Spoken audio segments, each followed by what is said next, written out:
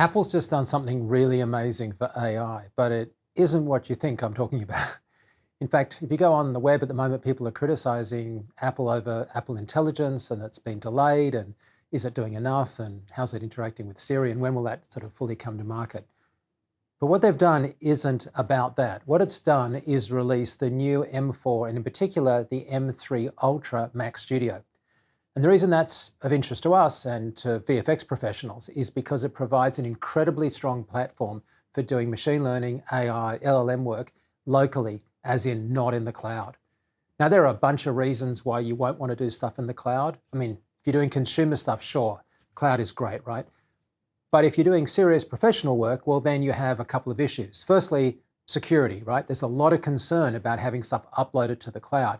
In particular, people confuse the idea of using machine learning with training data for machine learning.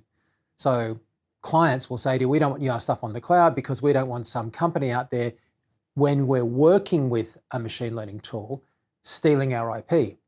Though in the reality, in most cases, that's not what's happening. In most cases, what's happening is that it's running a machine learning algorithm, not training on that material. But it doesn't matter what the reality is. The perception is that you're going to lose IP. So running stuff locally, air-gapped effectively from the internet, means that you're not got the risk of your clients freaking out that their material is going into some bigger training data set. Second reason is just upload times. If you're doing a lot of big production commercial stuff, there's a real tax in having to upload a lot of stuff and put it on the cloud. And after all, the cloud is only some other person's computer, right? Something magical about the cloud, just a computer somewhere else. So if you've got that power locally, you can control it, manage it, and do stuff with it.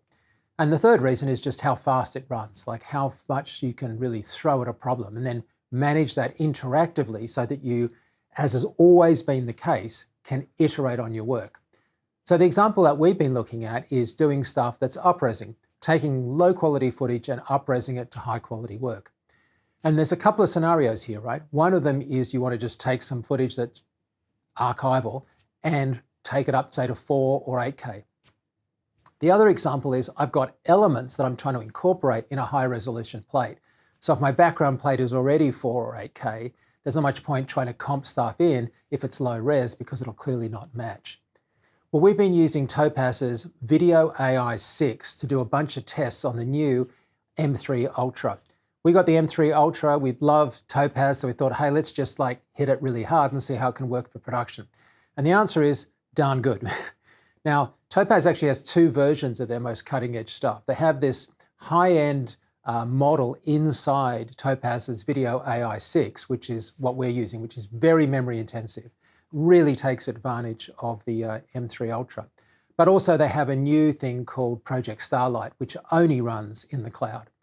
So while these are 2 very different technologies, they're both AI or machine-based learning. The new Project Starlight uses a diffusion model and produces spectacularly good results, but it's still only in early kind of prototype stage, and we could only get it running up to 4K. But even at HD, a 10-second clip took me about 50 minutes to get processed online. By comparison, when I'm up-resing stuff here locally, going between just 360 or 720 or HD up to 4K, I'm clocking in at 6, 10, 12 frames a second. So a huge difference between something that takes 50 minutes to do a 10-second clip and stuff that I can do in almost half of real time. But also I have that iterative process of being able to look at, say, 5 or 10 seconds, compare it and see how it works. The Ultra is absolutely brilliant at doing this. It has a huge amount of RAM, a huge amount of combined, because the M3 is basically 2 M3s put together, the M3 Ultra, huge amount of bandwidth through the chip. And so it gets into a completely brilliant space where you can iterate on the work, vary things. Because something like up-resing and the Topaz AI version 6 is more than just hitting a button. In fact, there's a whole bunch of settings you can play with. You can play with stuff to do with motion blur, to do with how it's choosing or not choosing to adjust between standard def and ultra high definition. There's a lot of parameters that you can play with to tweak a shot. And it mainly makes a difference because if you look in this shot right here, for example, you'll notice that it doesn't look like it's doing a lot because the object involved in the picture is naturally out of focus. whereas objects in the foreground are getting tremendous difference in how much they're being up-resed. The program is very, very clever in understanding the difference between something I want out of focus but at high res and something that's out of focus because it is low res, and I want that interpolated up. So these things aren't perfect. In fact, there's some weird artifacts you can get. In this shot where Chrissy is trying to do Angie's hair from an old take from FX Guide TV, if you stop it at the right moment, it looks like Chrissy's hands, the hand that's holding the comb, is in fact turning into a face, which is obviously not what you want. But you have to remember, this clip is being processed from 540p clip to 4K.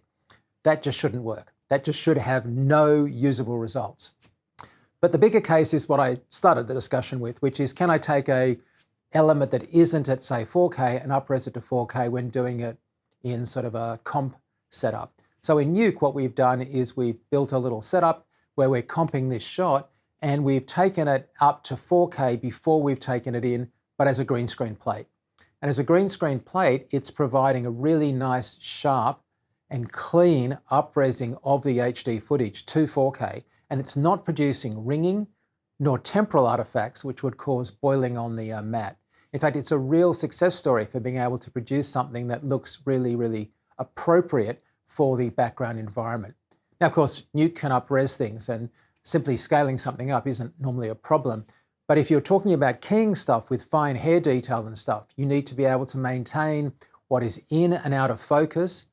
You need to sharpen what's meant to be in focus and not sharpen things that are meant to be out of focus. You don't want to lose artifacts, and you don't want those to change over time and have any temporal problems. And that's what we're getting.